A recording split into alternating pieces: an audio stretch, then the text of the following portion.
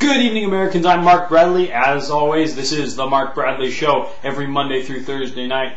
Hey, check us out on Twitter.com. I post all the links to exciting and interesting news stories and videos up there at my Twitter page.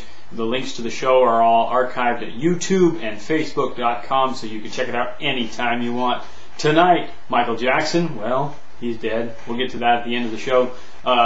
Tell you what new cap-and-trade legislation might cost you and who voted for it, who voted against it. If you live in the Great Northwest, I'll let you know who you need to call and tell them to vote no when it goes to the Senate.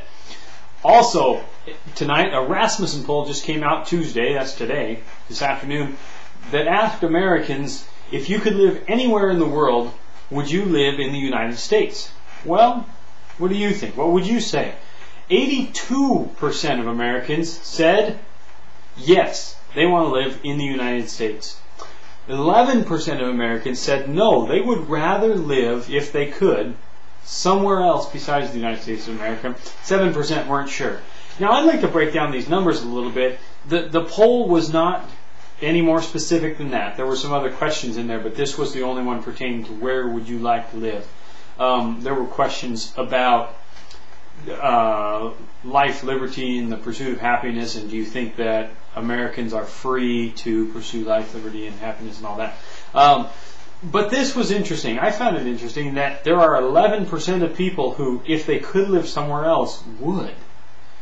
Now, what's stopping them? That's my question. I mean, perhaps, I don't know, job, family, maybe they don't want to live here, maybe they want to move to France and marry a man. I don't know.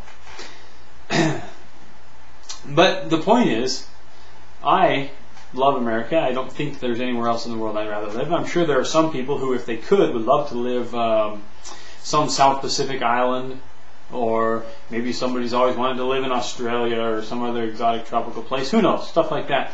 But some people just flat think America sucks and would rather live in France or Germany or Britain or somewhere else, or maybe they'd rather live in communist China. Who knows? But I think America is the greatest nation on the planet, and I think that we should remain that way, and that, God willing, and with your help and my help, we can make this the nation that it should be. And that's the point. Now, our government's not doing us any favors, or as you know, I reported last night about the House of Representatives passing that cap-and-trade bill. According to taxfoundation.org, they have a cap-and-trade cost calculator. You can go check that out. That's taxfoundation.org. They're a nonprofit group that analyzes bills and congressional legislation for what it would actually cost people, or specifically things that would increase taxes or would increase cost to Americans. According to their tax calculator, it would cost me approximately $75 per month to fund this new cap-and-trade legislation. And that comes in the form of increased costs for food, clothes, and other goods, increased costs for fuel and electricity. It calculates all those things and takes into account what the legislation would probably do, or what that legislation is going to, how that legislation is going to affect, say, your electrical utility, and what the price increase is going to be, and then how that's going to be passed on to you. Probably $75 per month. I don't know about you, but $75 per month, that's a lot for me. I don't I don't pay for cable. I mean, $75 a month would buy some pretty sweet Dish Network. I don't, we don't pay for quite a lot of things that I wish we could.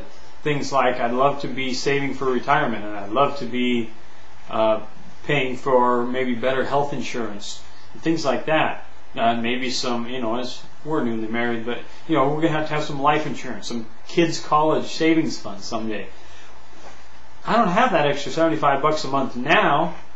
What am I going to do in the future? Well, check out the cap-and-trade cost evaluator for yourself if you want to. That's at taxfoundation.org, and you can email me if you need the link. Now, if you live in Washington, you need to call Maria Cantwell and Patty Murray, your senators, and let them know that they need to vote no on that bill that's coming through Senate. When they get back in session in the fall, that's going to be high on the agenda. And we can beat this. We can keep those costs from going up. Call your senators. Tell them that their job depends on their vote. In Idaho, it's Mike Crapo and Jim Risch. I think we can pretty well count on them.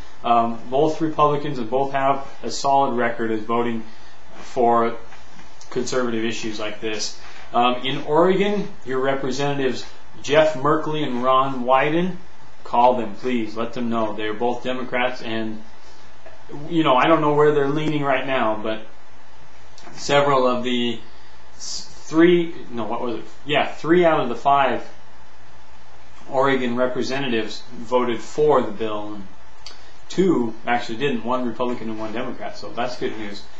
However, if you want to know who voted what way, if you want to know if your representative did, you can call me and let me know. Or you can send me an email, markbradleyshow@gmail.com. markbradley@gmail.com. That's the email for the show. I had a list on here. Kurt Schrader, that's your representative. If you live in the Salem area, that's for you, Aunt Nancy. Voted yes on the cap and trade bill. He's a Democrat out of District 5 in Oregon. You need to let him know that he will not be getting your vote. Walt Minnick, the Democrat from Idaho, voted no on the bill. I wasn't really surprised because that's not one of his more liberal issues. I didn't vote for him, obviously, but he did vote correctly, in my opinion, on this one.